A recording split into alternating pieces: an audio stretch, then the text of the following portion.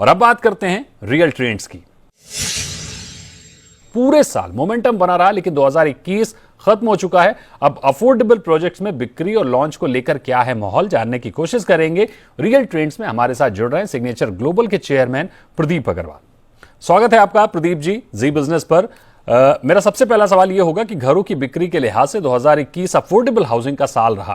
कुल बिक्री में करीब 60 से 70% अफोर्डेबल घर बिके हैं। 2022 में इस सेगमेंट में कैसी उम्मीद कर रहे हैं? देखिए, 2021 जैसे आपने कहा कि अफोर्डेबल हाउसिंग के लिए एक बहुत अच्छा साल रहा। इसी लाइन पे मैं उम्मीद कर रहा हूं कि 2022 इससे भी ज्यादा बेहतर साल रहने वाला है। और उसका बहुत बेसिक रीजन है कि जो घरों की जो डिमांड है, खास करके अफोर्डेबल घरों की, इस वक्त बहुत ज्यादा है।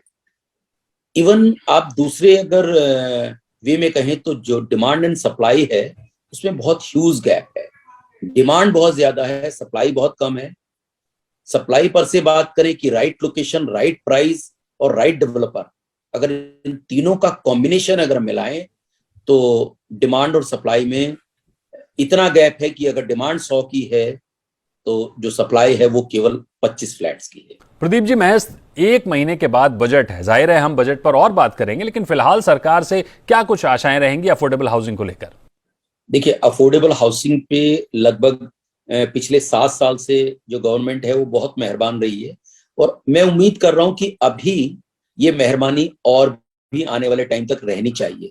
चाहे प्रधानमंत्री आवास योजना हो या ATIGB के अगेंस्ट जो डेवलपर है उसको इनकम टैक्स से फ्री रखा जाए इस जोन को, तो ये दोनों के दोनों बेनिफिट है। मुझे लगता है अभी ये और लगभग 2 से 3 साल तक चलने चाहिए। ऐसे डेवलपर्स जो अफोर्डेबल हाउसिंग में काम कर रहे हैं, उनको जो इनकम टैक्स से छूट मिली हुई है उसको अभी 2 से 3 साल और कंटिन्यू रखना चाहिए। एक चीज मेरा पॉइंट जरूर इसके अंदर आपके माध्यम से रहेगा गवर्नमेंट को, कि क्योंकि अफोर्डेबल हाउसिंग एक एसेंशियल आइटम है, एक ऐसी नीड है जो नेशन की नीड है।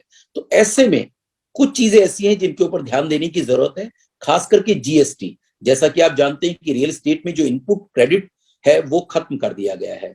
तो ऐसे में जो पूरा का पूरा बर्डन है वो कहीं ना कहीं कंज्यूमर के ऊपर डायरेक्टली आकर पड़ता है। क्योंकि आज अगर हम सीमेंट की बात करें, लगभग 28% के नियर अबाउट GST हम उसमें पे करते हैं। स्टील है उसमें 18% की GST हम पे कर रहे हैं, और अदर जो कंपोनेंट है उनमें भी 12 से 15% की GST हम पे कर रहे हैं। वो इस अफोर्डेबल हाउसिंग पर से बहुत ज्यादा है। अगर कुछ भी कोई विश लिस्ट अगर मेरी कहें तो मुझे लगता है कि अफोर्डेबल हाउसिंग को GST के अंदर एक ऐसी रियायत दी जानी चाहिए, या तो इनपुट क्रेडिट का जो मैकेनिज्म पहले था उसको एज इट इज फिर से लागू किया जाना चाहिए, या जो GST आज की डेट में अफोर्डेबल हाउसिंग पर चार्ज होती है उसको कम से कम 50% तक कम कर देना चाहिए। जो अफोर्डेबल हाउसिंग के घर बना रहे हैं उनके लिए जो जमीन पर लगने वाला जो स्टैम्प ड्यूटी है उसको 0 करना चाहिए। तो ये एक विश लिस्ट है हमारी, और आई होप कि आपके माध्यम से जो हमारी फाइनेंस मिनिस्टर हैं निर्मला सीतारमण जी शायद सुन रही होंगी, अगर इनमें से हमारी कोई भी ऐसी चीजें अगर वो पूरी करती हैं तो जो हर परिवार को एक घर का जो सपना है वो बहुत जल्दी पूरा होगा। तो बहुत बहुत शुक्रिया प्रदीप जी हमारे साथ जुड़ने के लिए और इस चर्चा में शामिल होने के लिए।